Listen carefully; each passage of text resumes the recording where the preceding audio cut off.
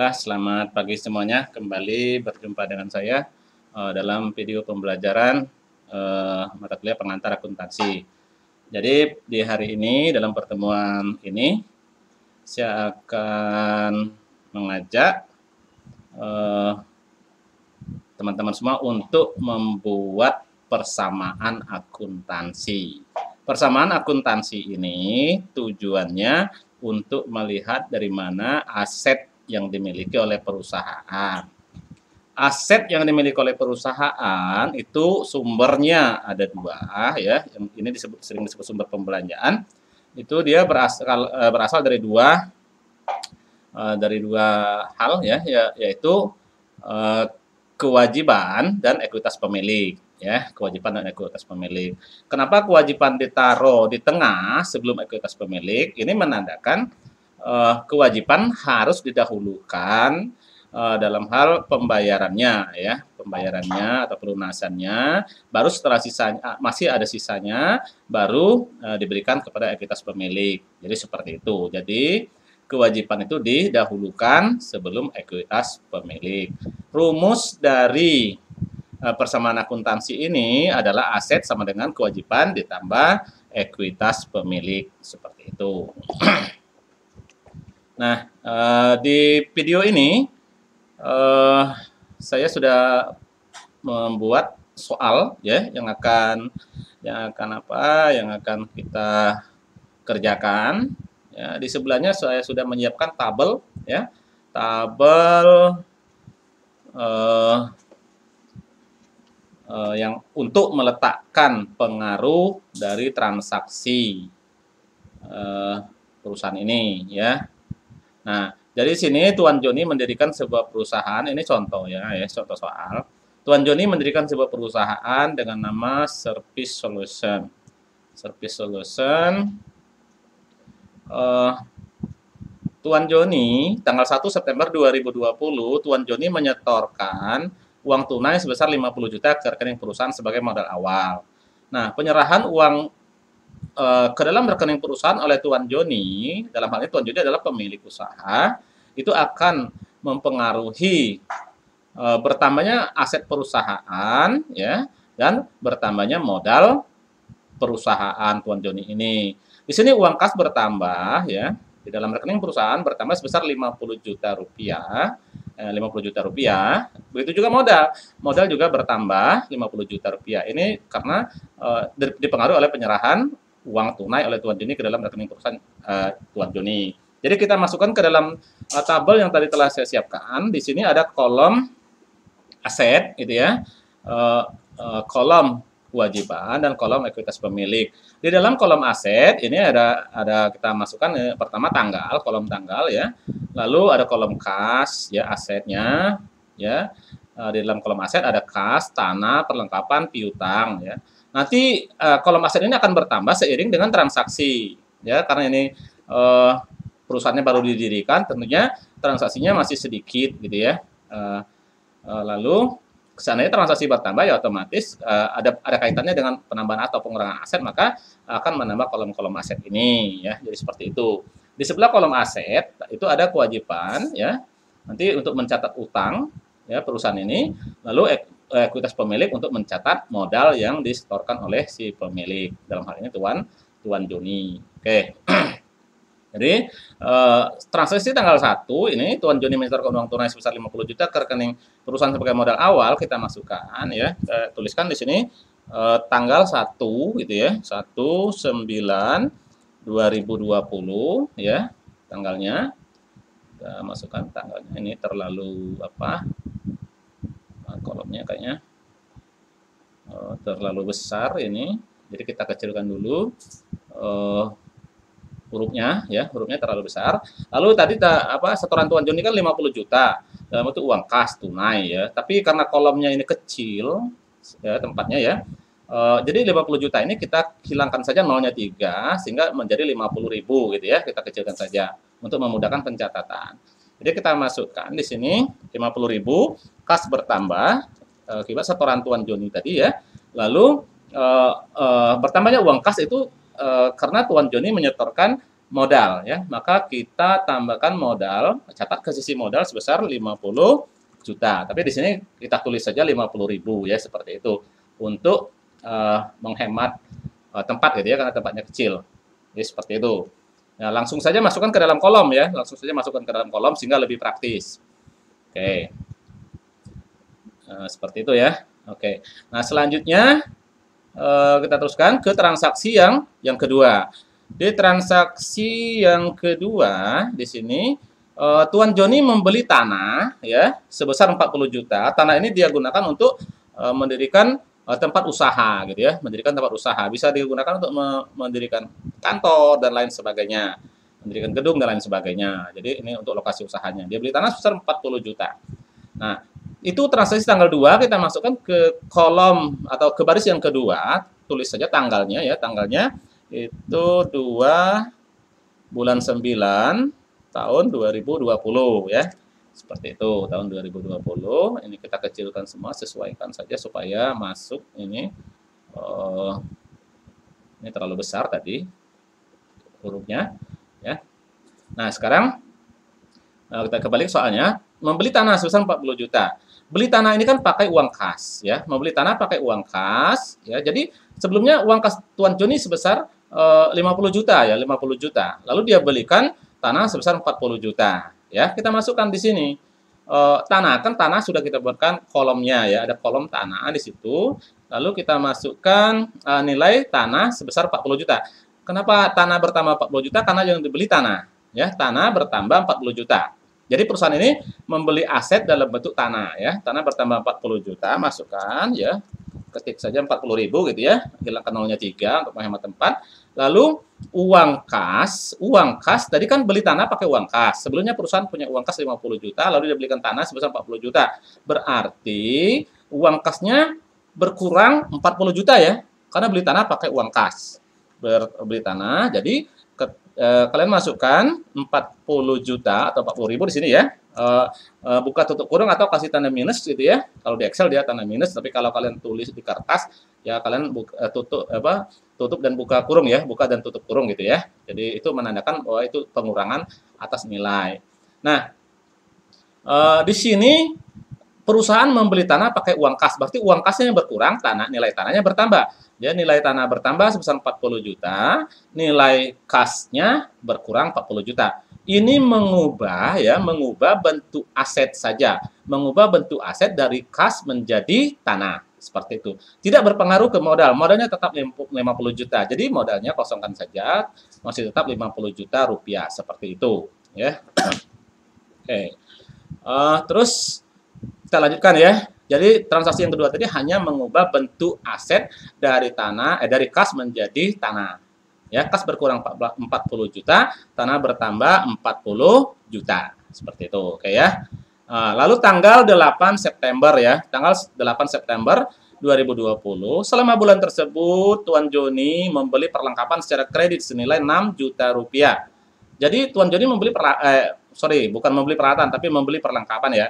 Jadi selama bulan tersebut Tuan Joni membeli perlengkapan secara kredit senilai 6 juta. Nah, kita masukkan ke kolom transaksi ya, kita buat dulu tanggalnya di kolom transaksi, langsung saja di bawah transaksi kedua ya atau di baris yang ketiga, masukkan tanggal 8 bulan 9 tahun 2020 ya. Kita masukkan. Lalu tadi Tuan Joni beli perlengkapan ya. Tuan Joni beli perlengkapan. Di sini kolom perlengkapan sudah dibuat gitu ya. Tinggal di sini disingkat per LKP gitu ya. Itu maksudnya perlengkapan ya. Supaya lebih menghemat tempat seperti yang saya bilang di awal tadi. Lalu yang dibeli oleh Tuan Joni adalah perlengkapan. Berarti aset perusahaan ini dalam bentuk perlengkapan bertambah senilai 6 juta ya. Masukkan 6 juta rupiah di baris ketiga di tanggal 8 itu ya, di kolom perlengkapan. Masukkan seperti ini contohnya. Kita masukkan nilainya 6 juta, kita tulis saja 6.000 ya. Karena kita menghemat menghilangkan nolnya 3 tadi, kita buat dalam bentuk ribuan. Nah, yang dibeli Tuan Joni tadi aset ya, aset dalam bentuk perlengkapan, berarti perlengkapan bertambah. Aset dalam bentuk perlengkapan bertambah 6 juta. Terus apalagi ini? Belinya kan secara kredit, artinya belum bayar ya. Belinya secara kredit, artinya belum bayar. Ini menandakan akan menyebabkan penambahan kewajiban di perusahaan Tuan Joni ini. Jadi kewajiban Tuan Joni, ya, kewajiban perusahaan Tuan Joni bertambah di sini sebesar 6 juta rupiah. Kenapa? Karena dia membeli tapi belum membayar. Jadi utang Tuan Joni bertambah. Kita masukkan ke kolom kewajiban, ya. Masukkan ke kolom kewajiban. Masukkan utang, ya, sebesar 6 juta rupiah. Kita masukkan utang 6 juta rupiah. Ya, seperti itu. Nah, jadi transaksi tanggal 8 ini berpengaruh terhadap penambahan aset dalam bentuk perlengkapan, ya, karena dia membeli perlengkapan, namun juga menambah utang. Kenapa? Karena dia belum membayar. Modal gimana? Modal tetap, ya, modal tetap. Modal tidak berubah, ya, tetap 50 juta rupiah karena transaksi ini tidak berpengaruh terhadap modal. Jadi seperti itu. Oke, ya, kita teruskan kembali. Pada tanggal 12 September 2020, selama bulan tersebut Tuan Joni memberikan jasanya kepada pelanggan dan membukukan pendapatan senilai 8 juta rupiah. Nah, di sini dikatakan Tuan Joni memberikan jasanya kepada pelanggan dan dia membukukan pendapatan senilai 8 juta rupiah. Di sini tidak ada keterangan lain, ya, tidak ada keterangan lain. Berarti kalau tidak ada keterangan lain juga tidak ditulis tunai, di sini berarti kita anggap dia tunai, ya, karena tidak ada penjelasan gitu, ya. Jadi kalau seandainya ditulis selama bulan tersebut Tuan Joni memberikan jasanya kepada pelanggan dan membukukan pendapatan senilai 8 juta. Lalu uangnya akan diterima 2 minggu kemudian. Itu artinya uangnya belum diterima, beda lagi gitu, ya. Tapi karena ini tidak disebut, tidak ada keterangan, ya, maka kita anggap sebagai tunai. Atau soalnya saya perbaiki saja ini, jadi anggap saja memberikan jasanya kepada pelanggan dan membukukan pendapatan senilai 8 juta, saya tambahkan keterangannya tunai. Seperti itu, ya, tunai. Nah, ini lebih jelas, ya, lebih jelas. Nah, kalau disebut tunai berarti yang dia terima pada saat memberikan apa namanya ini jasanya pada tanggal 12 ini berarti dia menerima uang kas, ya, menerima uang kas. Memberikan jasa dan memperoleh pendapatan senilai 8 juta rupiah dalam bentuk uang tunai, ya, atau kas. Jadi kas di sini asetnya bertambah, ya. Bertambah pada tanggal 12 ini. Tanggal 12 masukkan, ya. Tanggalnya 12 bulan 9 2020 gitu, ya. Kan? Uang kasnya bertambah karena dia memberikan jasa dan menerima tunai sebesar 8 juta. Berarti uang kasnya bertambah 8 juta rupiah. Tulis saja 8.000, ya, seperti tadi. 8.000. Oke. Jadi uang kasnya bertambah 8 juta. Asal uang kasnya dari mana? Gitu, ya. Dari memberikan jasa kepada pelanggan. Berarti jasanya bertambah, pendapatan jasa bertambah, ya. Pendapatan jasa bertambah sebesar berapa? 8 juta juga, gitu, ya. 8 juta. Tapi di dalam persamaan ini, ya, di dalam persamaan ini kita tidak memiliki kolom, ya, tidak memiliki kolom, belum membuat kolom pendapatan, ya, dan beban, maka kita masukkan saja di kolom ekuitas pemilik sebagai pengurang dari modal, ya, sebagai pengurang dari modal. Ya, seperti itu. Jadi di sini penambahan, ya, penambahan aset, ya, yang berasal dari pemberian jasa kepada pelanggan itu akan menambah uang kas perusahaan dan menambah modal perusahaan. Tapi nanti di ujung ini kita beri keterangan nanti ujung tabelnya, gitu, ya. Jadi kita masukkan di kolom modal itu kita masukkan di kolom ekuitas pemilik, ya, sebesar 8 juta. Jadi modal bertambah 8 juta, tapi di sebelahnya kita berikan keterangan asal modal ini dari pendapatan jasa, ya, pendapatan. Tulis saja pendapatan jasa. Itu untuk memudahkan kita mengingatnya nanti bahwa aset ini kas ini bertambah akibat kita perusahaan ini memberikan jasanya kepada pelanggan dan membukukan pendapatan sebesar 8 juta rupiah. Memang sebenarnya kita bisa membuat kolom di sebelahnya, buat kolom lagi bisa, gitu, ya. Sebenarnya bisa, tapi di sini tidak saya buatkan. Kita bisa membuat kolom pendapatan, kolom beban, tambah lagi kolomnya di sebelah, bisa, boleh, enggak apa-apa. Ya, seperti itu, ya. Oke, kasih keterangan, ya, seperti tadi pendapatan jasa. Oke. Berikutnya tanggal 15, ya. Selama bulan tersebut, ya, oke, ya, betul, ya, tanggal 15 September 2020, selama bulan tersebut Tuan Joni juga memberikan jasanya kepada pelanggannya, ya, mungkin pelanggan yang lain begitu maksudnya, ya, dan memperoleh pendapatan sebesar 5 juta. Namun uangnya akan diterima 30 hari yang akan datang. Nah, ini beda dengan kasus yang tanggal 12, ya. Kalau tanggal 12 dia membukukan pendapatan lalu terima uang tunai. Berarti kasnya langsung bertambah. Nah, soal tanggal 15 ini, dia memberikan jasanya kepada pelanggan dan memperoleh pendapatan sebesar 5 juta rupiah, tapi uangnya belum diterima, karena uangnya akan diterima 30 hari yang akan datang. Nah, berarti di sini Tuan Joni punya tagihan, ya, punya tagihan pada pelanggannya yang akan ditagih oleh Tuan Joni setelah 30 hari yang akan datang sesuai dengan kesepakatan. Tagihan ini disebut sebagai piutang, ya, piutang. Piutang itu adalah hak klaim untuk menagih. Jadi seperti itu. Jadi tanggal 15 kita masukkan di sini tanggal 15 bulan 9, ya, bulan 9 tahun 2020. Masukkan tanggalnya. Yang diperoleh Tuan Joni adalah pendapatan dalam bentuk belum ditagih, gitu ya, belum ditagih dalam bentuk belum ditagih, ya, atau akan ditagih 30 hari yang akan datang. Nah, itu dia akan menambah piutang sebesar 5 juta rupiah. Masukkan kolom piutang, tadi sudah saya siapkan kolom piutang sebesar 5 juta rupiah.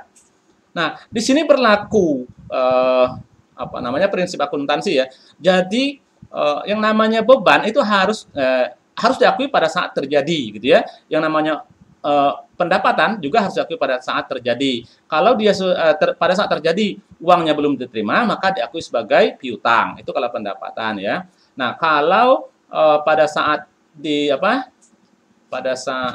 sorry, ini salah letak, ya. Ini salah letak, saya masukkan di kolom tanggal di baris tanggal 15, ya.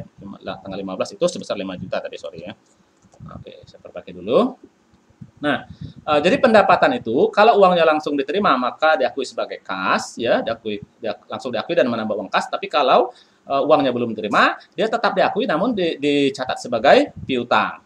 Begitu juga dengan beban, ya, beban kalau sudah transaksi sudah terjadi dibayar tunai maka dia mengurangi uang kas. Tapi kalau transaksi sudah terjadi uangnya belum dibayar maka diakui sebagai utang. Jadi seperti itu, ya. Oke, nah, itu namanya prinsip accrual, gitu ya. Oke, ya. Oke, jelas kita, ya. Nah, terus satu lagi, ini baru tadi piutang, ya, baru kolom piutang yang kita tambahkan. Kan ada dua sisi, ya, sisi kewajiban dan ekuitas pemilik. Tadi tanggal 15 itu tadi memperoleh pendapatan dalam bentuk piutang sebesar 5 juta. Pendapatan ini akan menambah, kita masukkan ke dalam kolom ekuitas pemilik sebagai penambah dari modal. Tapi di sebelahnya kita berikan keterangan pendapatan jasa, ya, pendapatan jasa juga. Ini kan pendapatan juga. Hanya kalau yang tanggal 12 itu langsung dicatat sebagai penambah kas, ya. Kalau tanggal 15 itu dicatat menambah piutang. Semuanya berasal dari pendapatan jasa yang diberikan oleh Tuan Joni kepada pelanggannya. Masukkan ke kolom ekuitas pemilik di modal, ya, sebesar 5 juta rupiah. Seperti itu. Lalu di tabel sebelahnya berikan keterangan sama seperti yang pertama tadi, ya. Keterangannya pendapatan jasa. Pendapatan jasa. Kalau mau lebih lengkap lagi boleh, ya, silakan, enggak apa-apa, gitu ya. Pendapatan jasa dari Tuan A atau Tuan B silakan, enggak masalah, ya. Bisa, boleh, enggak ada larangan kok, gitu ya. Nah, itu tanggal 15. Lalu tanggal 20 September 2020, ya. Tanggal 20 September 2020,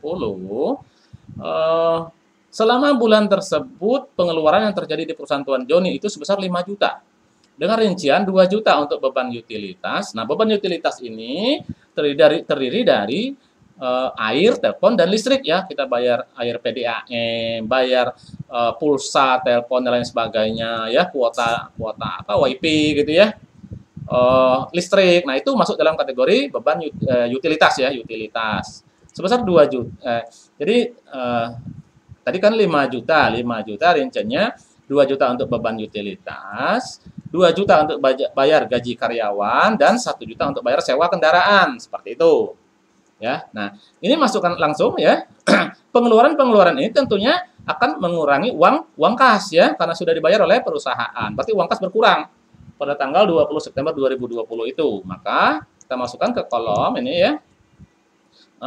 Akan berpengaruh terhadap aset dalam bentuk pengurangan uang kas, ya. Tanggal 20 September 2020 uang kas berkurang, ya, berkurang 5 juta. Kita masukkan berkurang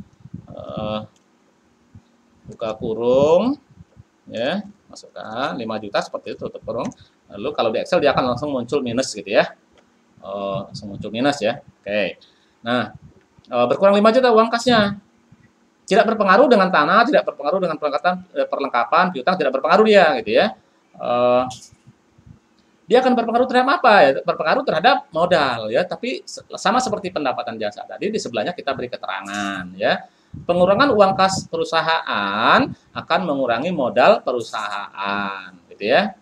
Akan mengurangi modal. Kas berkurang, modal berkurang, tapi di sebelahnya karena kita belum punya akun apa di sini, akun beban, belum punya akun pendapatan karena memang tidak dibuatkan kolomnya ya. Boleh sih buat kolom, boleh enggak apa-apa gitu ya. Lebih jelas lagi. Tapi di sini kita kasih penjelasan saja, kasih keterangan saja.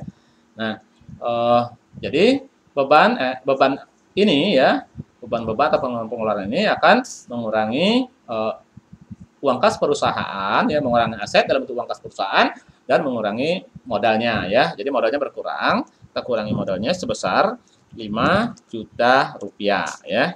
Kita tulis 5.000 sajalah, seperti itu. Nah, kasih keterangan di sebelah tabelnya itu tulis saja di situ beban ya, beban. Karena ini ada beberapa macam beban ya. Oke, seperti itu ya. Jadi kas berkurang ya, aset dalam bentuk uang kas berkurang, modal berkurang ya 5 juta karena beban-beban ini akan mengurangi modal ya. Ini baru persamaan, kita belum bicara tentang akuntansi, tentang jurnal segala macam. Kita baru melihat asal dari aset ya, membuat persamaan gitu ya, persamaan akuntansi. Nah, jadi di sini saya lupa beri judul tabelnya tadi, tabelnya judulnya persamaan akuntansi seperti itu ya. Jadi tujuannya untuk melihat asal dari aset ini. Oke, saya besarin dulu ini. Nah, ya. Ini persamaan akuntansi judulnya. Oke ya, kita kembali ke soal kita ya. Kembali ke soal. Di sini tanggal berikutnya 20 sudah. Sekarang masuk ke tanggal 24 September 2020.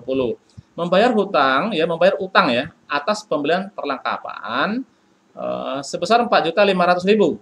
Kita membayar utang saat kita membeli perlengkapan tadi. Waktu membeli perlengkapan tadi kita melakukannya secara kredit ya, berarti kita punya utang. Lalu utang ini kita bayar ya. Kita bayar sebesar berapa nih? 4.500.000. Transaksi ini terkait dengan transaksi nomor 3 ya, nomor 3 tadi bukan nomor 3 ya, maaf ya, ini maksudnya transaksi tanggal berapa ya? Tanggal 8, sorry ya. Tanggal 8 belum diubah nih. Tadi masalahnya sebelumnya pakai nomor. Jadi tanggal 8 ya. Oke. Nah, berkaitan dengan transaksi tanggal 8 September tadi sebelumnya. Kita tanggal 8 September tadi kita punya utang berapa? 6 juta. Lalu tanggal 24 September kita bayar sebesar 4.500.000. Berarti transaksinya akan berpengaruh terhadap apa? Berpengaruh terhadap pengurangan uang kas sebesar 4.500.000 ya, dan pengurangan utang perusahaan sebesar 4.500.000. Jadi intinya utang perusahaan berkurang 4.500.000 karena kita bayar ya, tentunya membayarnya pakai uang kas, maka uang kas perusahaan juga berkurang sebesar 4.500.000 rupiah. Seperti itu ya, kita masukkan ke kolom transaksi, ke kolom persamaannya tanggal 24 bulan 9 2020 ya.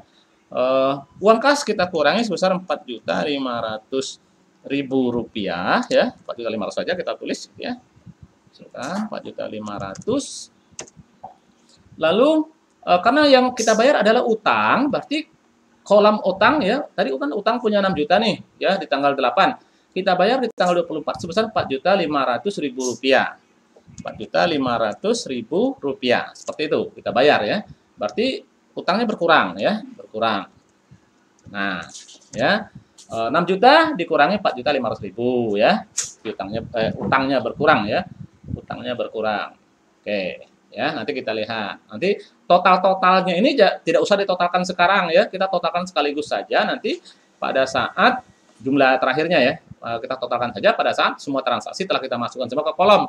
Jadi tidak usah setelah satu baris kita bikin total, satu baris kita bikin total, tidak perlu seperti itu ya. Sekaligus saja. Nanti paling terakhir saja. Tanggal 28 September Tuan Joni menjual tanahnya sebesar 25 juta ya. Tanah berkurang, kas bertambah, itu mempengaruhi itu ya. Jadi tanggal 28 bulan 9 2020 tanah berkurang sebesar 25 juta ya. Sorry, letakkan di kolom tanah berkurang 25 juta seperti itu. Kas bertambah ya. Kas bertambah 25 juta. Seperti itu ya. Nah, jadi penjualan tanah akan mengurangi nilai tanah dan menambah nilai kas. Tanggal 30 September 2020, Tuan Joni mengambil uang untuk keperluan pribadi. Ya, transaksi terakhir ya, 30 September 2020, Tuan Joni mengambil uang perusahaan untuk keperluan pribadi senilai 4.500.000. Karena ia diambil uang perusahaan, maka uang kas berkurang sebesar 4.500.000. Uang kas berkurang. Lalu kan uang kas berkurang, pengurangan uang kas ini akan mengurangi modal ya. Tapi di sebelahnya berikan keterangan akan mengurangi modal ya, penarikan uang untuk keperluan pribadi ini ya akan mengurangi modal sebesar 4.500.000 ya, seperti itu. Lalu di sebelahnya kasih keterangan prepo ya. Nah, prepo ini untuk pengambilan uang perusahaan yang digunakan untuk keperluan pribadi ya, pribadi. Jadi Tuan ini Joni ini mengambil uang di perusahaannya, lalu dia gunakan uang itu untuk keperluan pribadinya. Nah, transaksinya sudah habis ya, sudah kita masukkan semua, maka kita bisa totalkan ya, seperti yang saya bilang tadi, totalnya sekali saja ya. Setelah semua transaksi selesai, baru kita totalkan ya. Saya kurangin dulu tabelnya, ini tabelnya terlalu banyak ya. Nah, jadi totalnya kita taruh di sini. Saya buat tabel di baris terakhir ya. Nah, oke. Jadi totalkan langsung saja totalnya. Di sini kita tuliskan total gitu ya. Total saja. Atau tanggalnya boleh, tanggal ya, tanggal 30 bulan 9 2020 totalnya senilai, totalkan sama dengan sum buka kurung di blok ya ke atas, lalu tutup kurung, enter. Nah, dapat totalnya 29.000. Jadi uang kas perusahaan Tuan Joni setelah operasional selama 1 bulan tinggal sebesar Rp29.000. Maaf ya, 29 juta rupiah setelah dia diproses. Lalu uang kas, selain uang kas, tanah sebelumnya 40 juta, dia jual 25 juta, sisa tanah sekarang nilainya sebesar 15 juta rupiah. Setelah tanah, tadi ada perlengkapan tetap ya, karena tidak ada penambahan lagi atas perlengkapan, tetap 6 juta rupiah. Begitu juga dengan piutang. Piutang tadi ada piutang ya, sebesar 5 juta rupiah, tidak ada penambahan piutang atau pengurangan piutang lagi. Artinya piutang ini belum ditagih gitu ya. Lalu pada tanggal bukan pada tanggal ya, berikutnya adalah utang. Akun utang, sebelumnya kan utang perusahaan itu tanggal 8 itu 6 juta, lalu dibayar tanggal 24 sebesar 4.500.000, berarti sisa utang 1.500.000 rupiah. Lalu kita lihat modal ya, modal sebelumnya 5 juta, setelah melalui proses selama 1 bulan operasional, modal bertambah sebesar 53.500.000. Di sini kita lihat modal sebelum 50 juta, ada pendapatan sebesar 8 juta, lalu pendapatan kedua 5 juta, lalu ada pengurangan sebesar 5 juta ya, beban-beban, dan ada penarikan sebesar 4.500.000 rupiah. Seperti itu ya. 4.500.000 rupiah. Nah, inilah bentuk dari cara ya, maaf ya. Ini cara membuat persamaan akuntansi ya, membuat persamaan akuntansi. Seperti itu ya. Nah, dari persamaan ini ya, kita dapat membuat laporan keuangan yang sifatnya sederhana saja gitu ya, laporan keuangan sederhana dari persamaan ini ya. Laporan keuangan yang pertama yang kita buat adalah laporan laba rugi seandainya ya, seperti itu, laporan laba rugi. Kita bikin judul dulu, perusahaan Tuan Joni ya, nama perusahaannya tadi Service Solution ya. Oke, saya masukkan dulu Service Solution ya. Solution itu ya. Oke.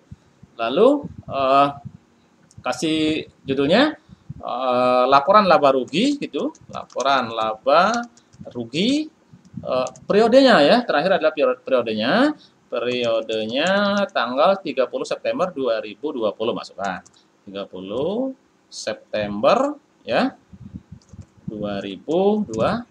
Nah, seperti itu ya. Kita taruh ini di tengah ya, biar rapi gitu ya. Masukkan. Nah, seperti itu. Ya, rapikan. Ini juga rapikan, ini juga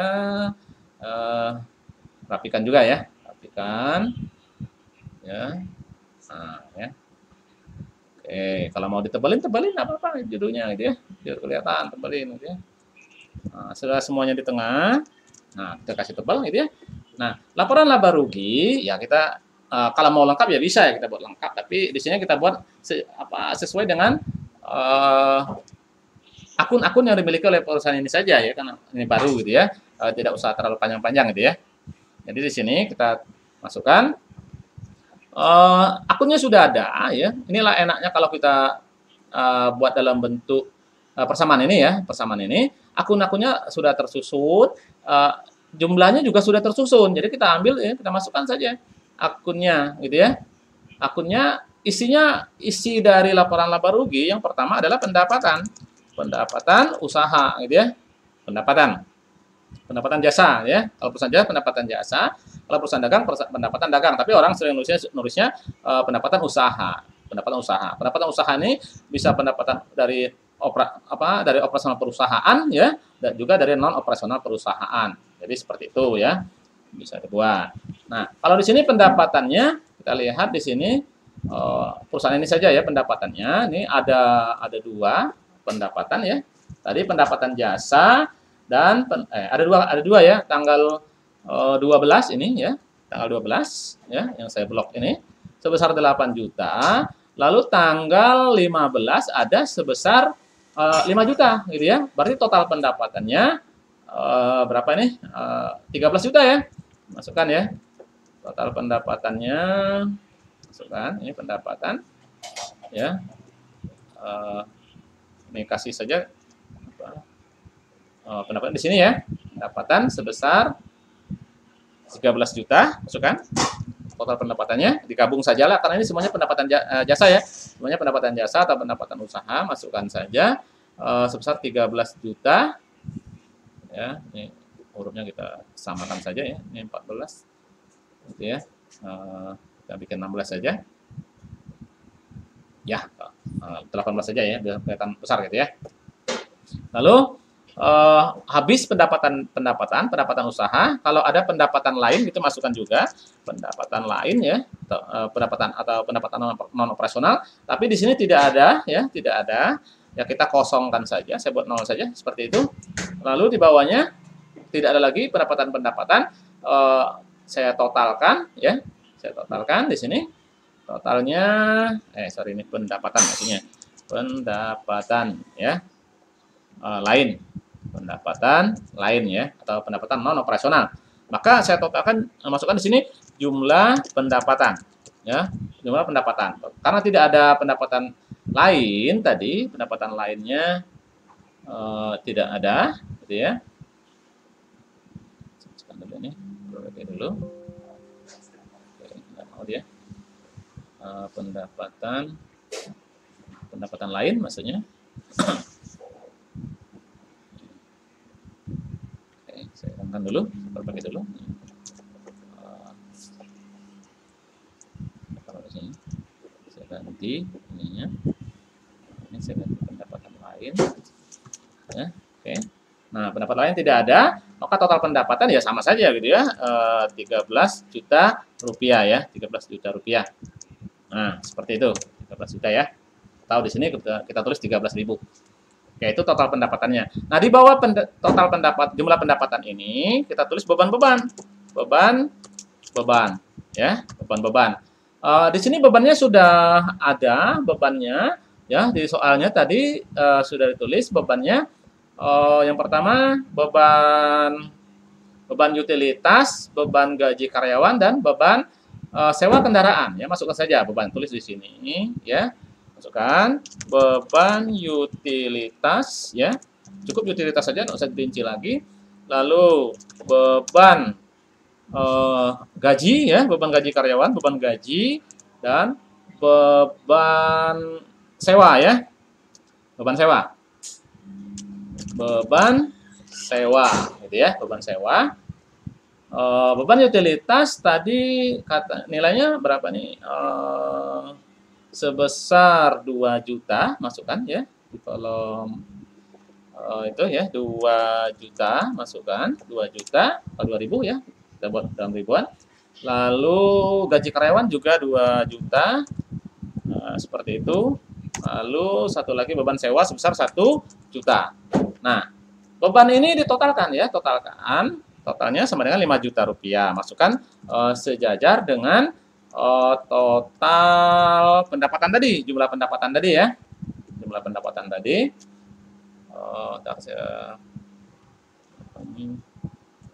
Saya perbaiki dulu ya. Bersama huruf. Nah, angkanya ya, besarannya. Besar hurufnya sama. Ini gini saja. Saya tulis di sini jumlah beban ya. Tadi jumlah pendapatan, sekarang jumlah beban ya. Jumlah beban sama dengan 5 juta. Taruhkan di sini, letakkan di sini. Dia pengurang dari pendapatan ya. 5 juta rupiah. Nah, ya. Jadi jumlah beban, total pendapatan dikurangi jumlah pendapatan dikurangi jumlah beban, maka dapatlah laba bersih gitu ya, laba bersih. Sebesar berapa? Kurangi saja ya. Kurangi saja ya. 13 juta dikurang 5 juta rupiah. Nah, itu ya. Maaf ya. Sama dengan kurangi saja. Nah, 8 juta rupiah ya. 13 juta dikurang 5 juta, 8 juta rupiah. Oke, sudah selesai seperti ini. Bikin saja tabelnya ya. Bikin tabel. Nah, ya, kita buat tabelnya biar rapi. Ya. Seperti ini. Nah, yang ini juga kita kasih tabel ya, biar rapi ya. Nah, seperti itu. Ini dikasih kontrol U saja ya. Maaf, salah. Ya. Nah, tadi 13 juta ya, sorry, 13 juta ya. Kontrol U gitu ya. Nah, ini kasih kontrol U.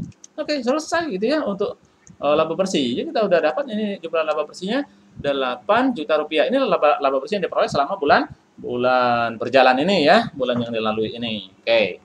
Nah, setelah laporan laba rugi, kita membuat laporan perubahan ekuitas ya, laporan perubahan ekuitas.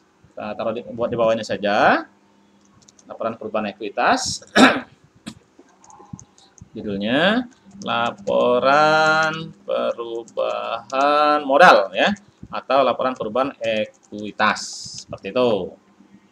Periodenya sama ya, 30 September 2020. Laporan perubahan ekuitas ini isinya adalah modal awal ya, ditambah laba bersih ya, atau dikurangi rugi bersih ya kalau memang rugi ya. Lalu dikurangi pripe kalau ada pripe, lalu dapatlah modal akhir ya. Jadi seperti itu. Jadi modal awal ya, tadi 1 September mulainya ya, 1 September gitu ya, 2020 ya, modal awal ya, di sini masukkan modal awalnya. Modal awal kita lihat nih. Modal awal sebelumnya sebesar 50 juta ya, bisa dilihat di kolom modal di ekuitas pemilik gitu ya. Modal awalnya 50 juta. Masukkan di sini jumlah modal awal 50 juta. Seperti itu. Ya. Lalu kita tambahkan dengan laba bersih ya. Ditambah ya. ditambah laba bersih, ya, laba bersih. Laba bersihnya sebesar berapa? 8 juta ya tadi ya, 8 juta ditambah laba bersih sebesar 8 juta, dapatlah kenaikan ekuitas sebesar 50 juta ditambah 8 juta gitu ya. Tambahkan saja 58 juta. Oke, 58 juta ya. Tambahkan. Atau ini mau digabung saja seperti ini boleh, enggak apa-apa ya. Nah, gitu Ctrl U gitu ya. Nah, tambahkan ya. Lalu kurangi dengan apa? Dengan Pripe ya. Pripe. Tadi Pripe perusahaannya Pripe-nya berapa ya? 4 juta. Ini ya, Tuan Joni mengambil uang untuk keperluan pribadi senilai 4.500.000. Berarti Pripe-nya 4.500.000 ya. Kurangi saja 4.500.000 ya. 4.500.000. Oke, seperti itu. Ya, maka dapatlah modal akhir ya 30 ya. 30 September ya 2020 modal akhir maksudnya ya, bukan modal ya. Modal akhir ya, modal akhir. Nah, sebesar kurangi saja. Sama dengan sum gitu ya. Di blok enter ya. Ada yang salah. 53.500.000 rupiah. Sama ya seperti ini ya, seperti total modal. Nah, ya kalau kalian lihat di kolom ekuitas ini ya. Nah, ini ya. Nah, yang 3.500.000 setelah kita hitung tadi modal akhir juga 53.500.000 rupiah. Sudah selesai totalkan ya, ditotalkan. Sudah totalkan, maaf ya. Dibuat tabelnya maksudnya ya, dibuat tabel biar rapi ya. Buat tabelnya seperti ini. Nah, ya. Rapi jadinya dia gitu ya. Oke. Nah. Oke, dapat ya? Oke. Nah, jadi modal awal 50 juta setelah operasional ditambah laba bersih 8 juta, ditambah dapatlah kenaikan ekuitasnya 58 juta dikurangi Pripe 4.500.000, dapatlah modal akhir 53.500.000 rupiah. Seperti itu. Berikutnya ya membuat laporan keuangan. Laporan keuangan sederhana bisa kita buat dari sini. Laporan keuangan sederhana ya. Seri maksudnya laporan neraca ya, laporan posisi keuangan ya. Membuat laporan keuangan dalam bentuk neraca ya, atau laporan posisi keuangan. Kita taruh di bawah ini lagi kolomnya ya, biar sejajar gitu ya. Nah, laporan posisi keuangan atau neraca gitu ya. Oke. Nah, laporan posisi keuangan atau neraca ini ya, isinya yang pertama adalah aset ya, atau harta yang dimiliki oleh perusahaan, aset gitu ya. Kita taruh di sini seperti ini saja ya. Kita taruh di tengah. Ya, seperti ini ya. Nah, dari tengah dia kita taruh. Yang pertama isinya adalah aset lancar ya. Aset lancar. Aset lancar ini ya. Ya, ini aset perusahaan. Aset lancar ya, aset jangka pendek. Ini isinya yang pertama kas ya, lalu piutang usaha ya, piutang usaha,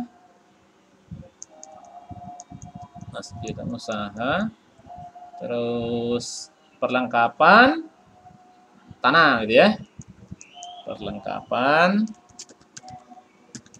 sesuai dengan akun aset ya, perlengkapan. Dapatlah total aset lancar ya, total aset lancar. Masukkan dulu ya nilainya. Kas tadi sisanya 29 juta, piutang 6 juta, perlengkapan 6 juta gitu ya. Kas 29 juta itu. Terus piutang usaha 5 juta, perlengkapan 6 juta. So, kan? Piutang usaha 5 juta, perlengkapan 6 juta. Dapatlah total aset lancar ya. Sama dengan masukkan di sini. Nah, 40 juta total aset lancarnya.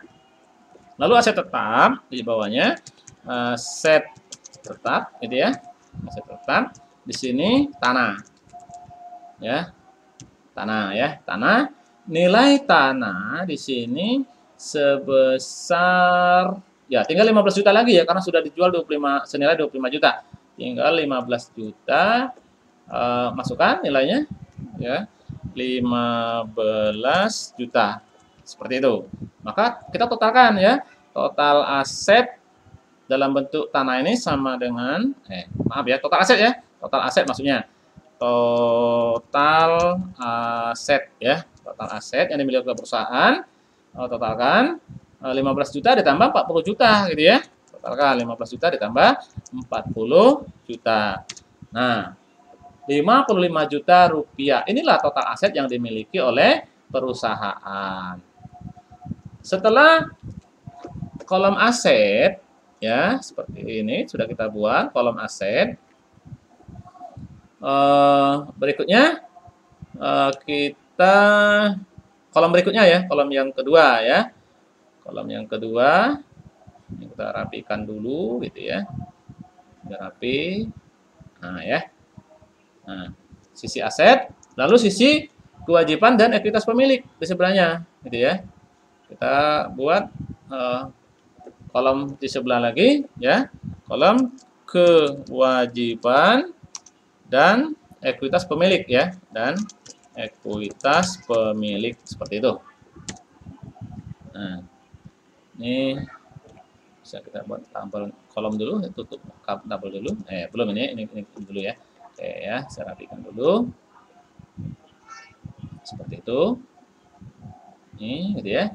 Nah, dapat ya. Sekarang saya buat biar rapi. Dulu. Nah, ya.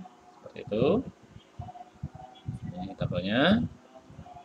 Ini saya rapikan biar tabelnya biar rapi gitu ya. Oke, nah ini kewajiban dan ekuitas pemilik ya.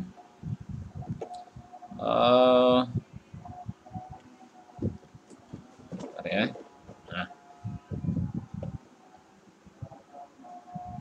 Kewajiban ini ya, masukkan kewajiban lancar, kewajiban jangka pendek ya, kewajiban jangka pendek.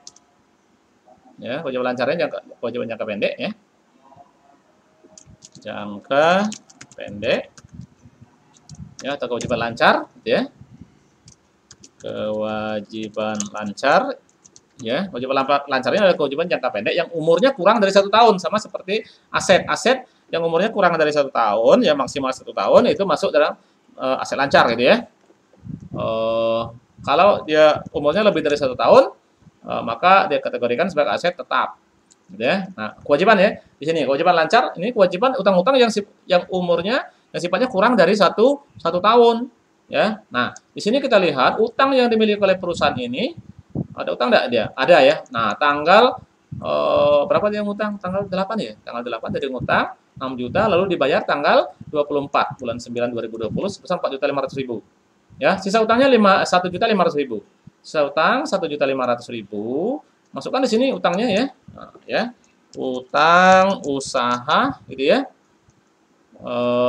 Masih ada sisa sebesar 1.500.000 utang usahanya, masukkan di sini 1.500.000. Oke, seperti itu ya. Lalu utang jangka panjang, tidak ada ya, tidak ada utang jangka panjang ya. Utang jangka panjang gitu ya. Tidak ada utang bank contohnya ya. Utang bank dan lain sebagainya tidak ada. ya kosongkan saja, ya. Ini adalah total utangnya, ya. Jadi kalau seandainya masih ada utang yang lain, kita masukkan saja. Contohnya utang bank, ya, utang bank jangka pendek, ya, yang masuk kurang dari 1 tahun, yang kurang dari 1 tahun dianggap sebagai utang jangka pendek, ya. Pendek masukkan di sini, pendek atau kurang dari 1 tahun, gitu ya. Lalu seandainya ini masukkan total utang lancar, gitu ya, bisa total utang lancar kalau ada, gitu ya, masukkan, gitu ya.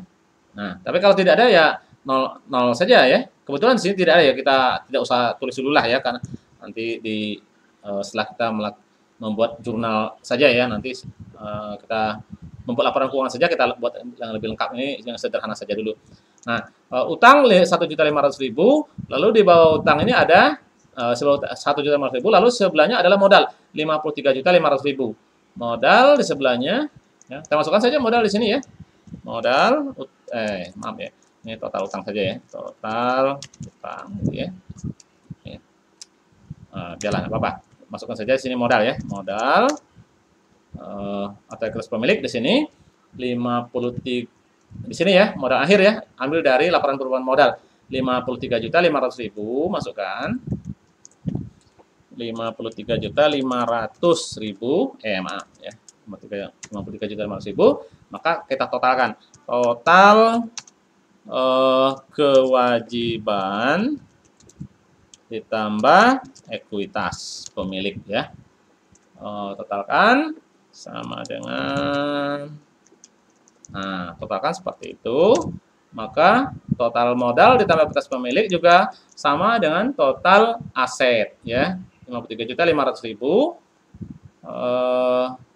Begitu juga dengan total aset, ya. Jadi sama, nilainya sama, ya. Nilainya sama. Seperti itu, ya. Dia harus sama. Kalau tidak sama berarti salah, ya, proses kita, gitu, ya. Proses kita salah. Nah, seperti itu, ya. Itu namanya